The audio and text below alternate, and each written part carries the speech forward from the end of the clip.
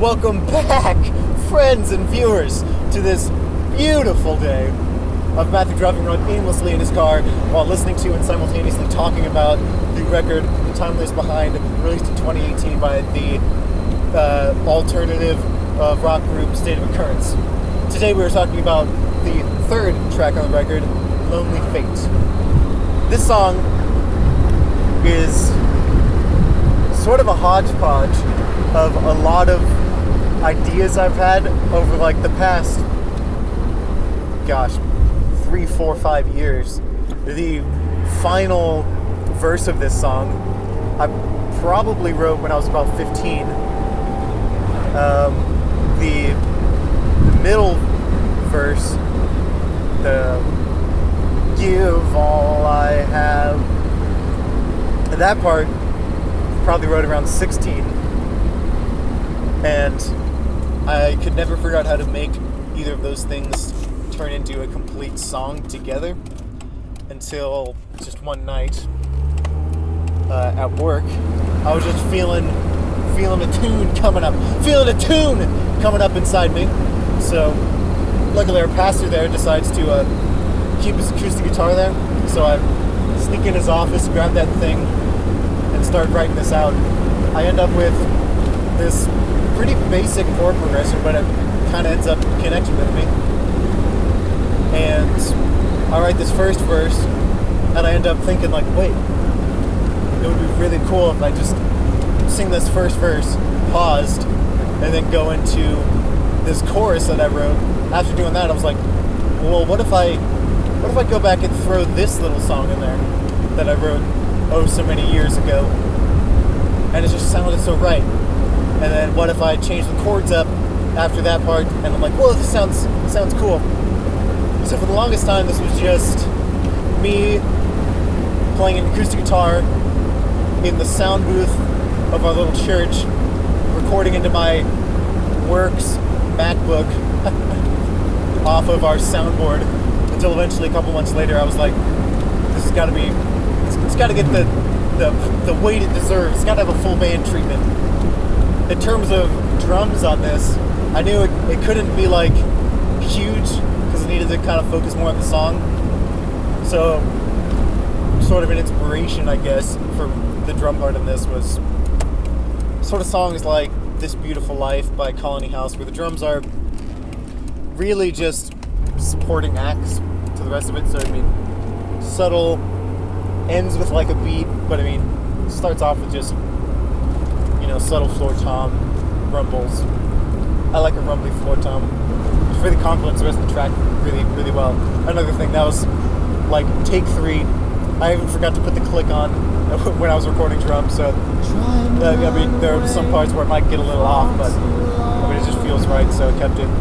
But yeah, that was like the third take I did on drums. So yeah, Lonely Fate. I really like this song. Oh, fun recording factoid. For the vocal reverb, I sang into just an SM58 because that's what we had, but I took also one of our large diaphragm condensers from the drum kit just to mess around, and I put that probably 3 or 4 feet away from where I was singing, and I used that as like to dump all my reverb and delay into.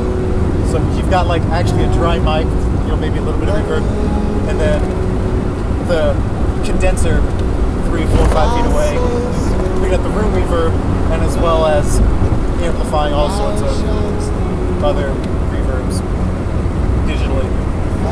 And I love this piano riff right there, harmonizing with the vocals.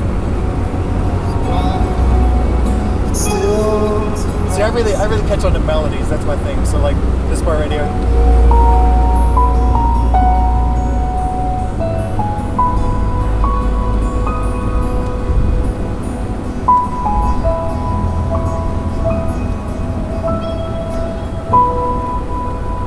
Fun fact, that's the only digital instrument. There's only 2 digital instruments on this entire record. One is the little horn section behind me, and one is that keyboard. I don't like digital instruments trying to sound really authentic, especially when you only pay $30 for Apple's main stage. So that's why it sounds a little weird, because I took a big old notch out of the high mids just because I wanted it to feel not so organic, so it sounded purposefully fake rather than like, oh, this dude just used a freaking GarageBand keyboard. Loser. You know, so that's about my bad. Without any stop, we use our freedoms, we worship the world, yet he still wants us. And that's why this final chorus might sound a little wordy, because I wrote it when I was like 15. But I mean, I don't know, it's been one of those things I've wrote, but it always stuck in the back of my mind, you know. I'm sure I've written 1,000 different things that never clicked, but you know, at any point I always knew that chord progression and that, you know, 10 verses or whatever, 10 lines of lyric. I love this guitar line.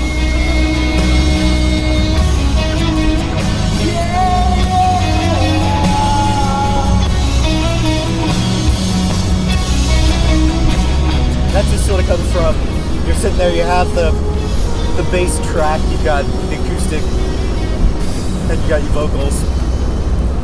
So I'm like, I knew I didn't want this to be too saturated in terms of just like shredding chords on electric. So I don't think I played a single chord on the electric this entire song. Was first. Just sort of experimenting with new things. And at the time I recorded this, I had borrowed a friend's Strymon Timeline and Big Sky and his really cool Julia chorus pedal, and so that's why the guitars on this might sound extra cool because it's going running through like $2,000 in pedals, which I don't own, but you know, use. So thanks that the track makes $1 million, they'll give you 10% or whatever. And you know, like lead lines like that just come from playing the track like 17,000 different times, trying to find cool different things until finally you go, wait, yeah, that sounds cool. And you record it 7 times, still sounds right, that's cool. So that concludes this glorious episode on this beautiful day here in Harvest, Alabama, of Matthew driving along, listening to his own album, quite pretentiously, talking about how amazing it is. You should all go buy it on iTunes and Spotify. You can't buy it on Spotify. You can buy it on Amazon and Google Play, though. And I'm sure there are tons of other sites. Share it. Like that mother freaking smash that sub button on the YouTube channel. Yeah. Thanks. And as always, you're watching.